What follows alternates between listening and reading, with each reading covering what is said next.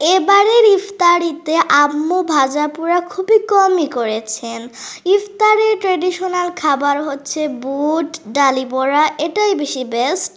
আজ আমরা যা যা তৈরি করেছি সেটাই আপনারা আজ দেখবেন। আজকের ইফতারিতে আম্মু ডিম চপ, আলুর চপ, পেঁয়াজু, বুট, ভুনা খিচুড়ি এইগুলোই তৈরি করেছিলেন।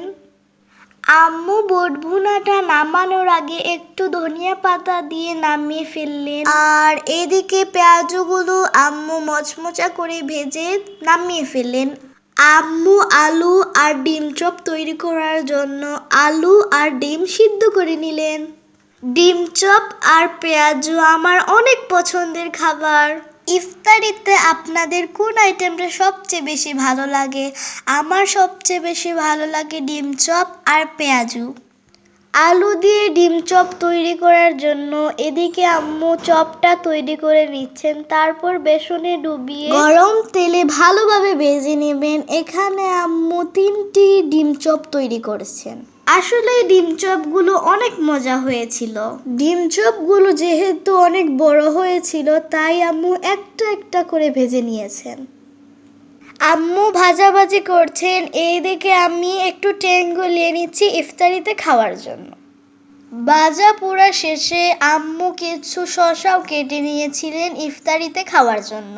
ইফতারির আর বেশি সময় ছিল না, তাই আম্মু সব আইটেমগুলো একে একে বেড়ে নিচ্ছেন। প্রথমে ছোলা বুট, তারপরে পেঁয়াজু, শসা, ডিম চপ একে একে সবগুলোই সার্ভ করে নিয়েছেন। আর এদিকে আগেই রান্না করে রেখেছিলেন খিচুড়ি।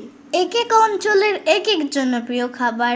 আমাদের এইদিকে ইফতারিতে খিচুড়ি ভাজাও থাকতেই হবে। সাথে পেঁয়াজু আর বুট ভুনা দিয়ে খেতে অনেক ভালো লাগে। আপনাদের অঞ্চলে ইফতারিতে কোন খাবারটা বেশি থাকে কমেন্টস করে জানাবেন।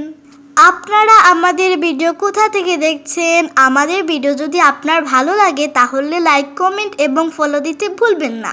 সবাইকে জানাই অগ্রিম ঈদের শুভেচ্ছা আমার পক্ষ থেকে। ঈদ মুবারক। সবাই আমার জন্য দোয়া করবেন এবং আপনারাও ভালো থাকবেন। সবার জন্য রইল অনেক অনেক শুভেচ্ছা। সবাই ভালো থাকবেন, সুস্থ থাকবেন। আল্লাহ হাফেজ, আসসালামু আলাইকুম, tata, bye bye and take care. দেখা হবে অন্য কোনো ব্লগে আপনাদের সাথে আবারও।